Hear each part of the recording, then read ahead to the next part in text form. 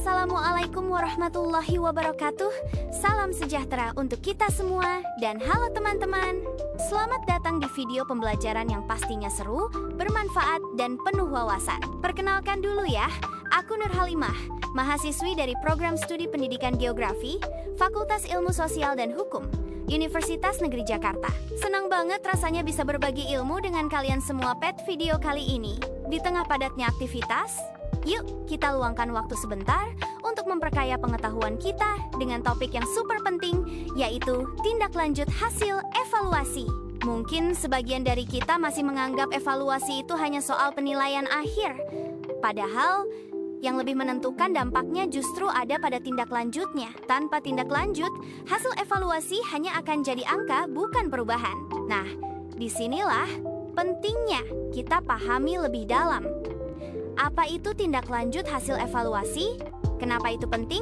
Dan bagaimana penerapannya dalam dunia pendidikan maupun kehidupan sehari-hari? Di video ini, yuk kita pelajari bersama dengan cara yang sederhana tapi tetap mendalam, supaya kalian bisa mudah memahaminya dan bisa langsung diterapkan baik dalam kegiatan akademik maupun saat menghadapi tantangan di lapangan nanti. Jadi, siapkan catatanmu, fokuskan perhatian, dan yuk simak videonya sampai selesai.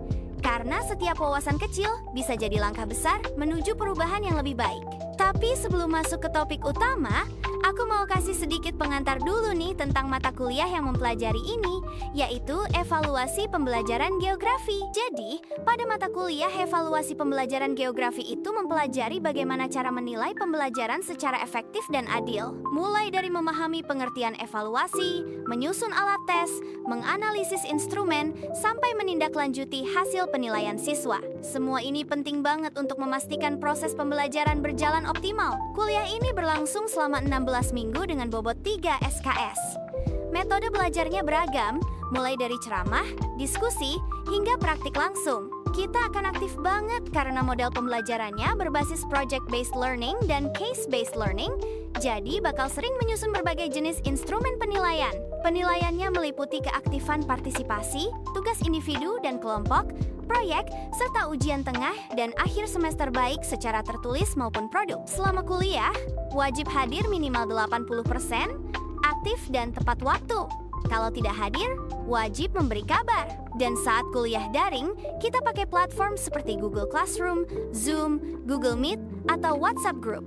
Tentu dengan tetap menjaga etika komunikasi. Yang gak kalah penting, jangan melakukan plagiarisme, dan semua tugas harus dikumpulkan tepat waktu. Untuk memperdalam materi, kita menggunakan beberapa buku penting. Antara lain, Pengukuran dan Evaluasi Pendidikan karya Ana Sudijono, Penilaian Hasil Proses Belajar mengajar oleh Nana Sujana, Menyusun Tes Hasil Belajar karya Norman A. Gronlund, Evaluasi Proses dan Hasil dalam pembelajaran oleh Profesor Dr. Edi Purwanto, serta Revisi Taksonomi Bloom untuk Tujuan Pendidikan oleh Lauren Anderson dan David Krathwohl. Sumber-sumber ini membekali kita dengan dasar teori dan praktik dalam evaluasi pembelajaran. Nah, sekarang kita masuk ke topik utama, yaitu tindak lanjut hasil evaluasi. Dalam proses pembelajaran, evaluasi tidak hanya digunakan untuk menilai capaian siswa, tetapi juga menjadi dasar penting dalam menyusun langkah lanjutan yang bisa membantu siswa berkembang lebih optimal. Karena itu, sebagai calon guru, kita perlu memahami bagaimana cara membaca dan menindaklanjuti hasil evaluasi secara tepat. Salah satunya adalah dengan menggunakan 3 ukuran pemusatan data, yaitu mean, median, dan modus. Ketiganya memiliki fungsi penting dalam menganalisis hasil belajar siswa secara objektif dan menyeluruh. Yang pertama, mean. Mean atau nilai rata-rata dihitung dari jumlah seluruh nilai dibagi jumlah data. Menuret Ronald A. Fisher. The arithmetic mean is the most efficient and unbiased estimator of the central tendency in a normal distribution.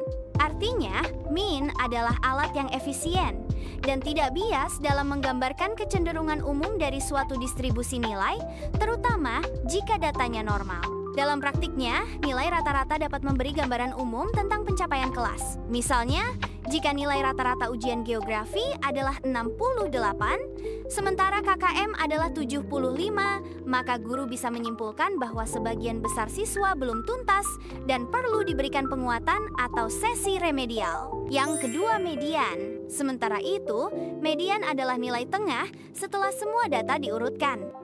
Ini sangat bermanfaat ketika distribusi nilai tidak merata atau terdapat nilai ekstrem. John Tukey menyebutkan bahwa the median is a better representative of central location when a distribution is skewed or contains outliers. Artinya, median bisa menjadi wakil yang lebih tepat dari kondisi siswa secara umum saat ada nilai-nilai ekstrem yang bisa mengganggu gambaran rata-rata. Contohnya, jika nilai siswa dalam satu kelas bervariasi dari 45 sampai 100, maka nilai tengah seperti 60 bisa lebih representatif daripada rata-rata yang mungkin terdorong naik oleh satu atau dua nilai tinggi. Yang ketiga, modus. Kemudian, modus adalah nilai yang paling sering muncul dalam kumpulan data. George Udney Ewell dan Maurice G. Kendall menyatakan bahwa the mode is the most commonly observed value in a distribution, providing insight into the most typical case. Dalam evaluasi pembelajaran, modus membantu guru melihat tren capaian yang paling sering terjadi. Misalnya, jika nilai 75 muncul paling banyak di antara seluruh siswa, guru bisa melihat bahwa sebagian besar siswa berada tepat di ambang batas tuntas. Ini bisa dijadikan dasar untuk menyusun strategi penguatan ringan, sekaligus tetap memberi ruang pengulangan bagi mereka yang masih di bawahnya. Nah, setelah hasil evaluasi dianalisis, guru tidak berhenti sampai di situ.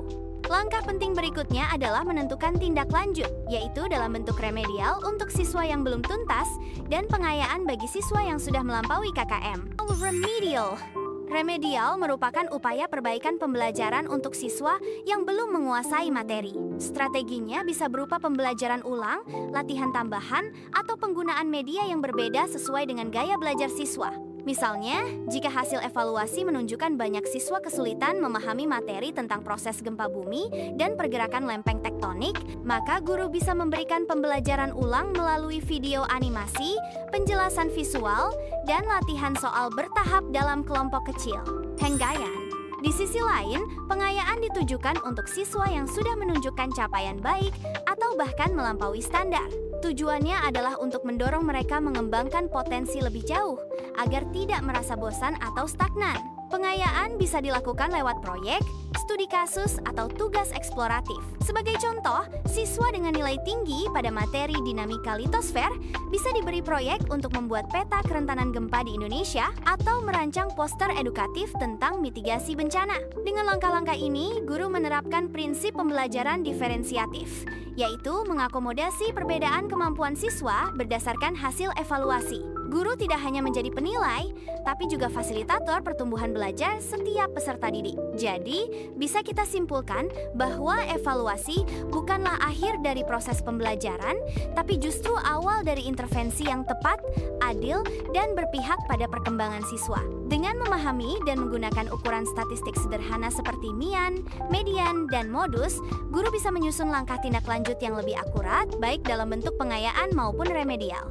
Semoga video ini bisa menambah wawasan teman-teman semua, terutama yang sedang belajar jadi pendidik atau calon guru profesional. Jangan lupa untuk like, komen, dan share video ini ke teman-teman kalian, dan subscribe untuk mendapatkan konten edukatif lainnya. Sampai jumpa di video selanjutnya, dan wassalamualaikum warahmatullahi wabarakatuh.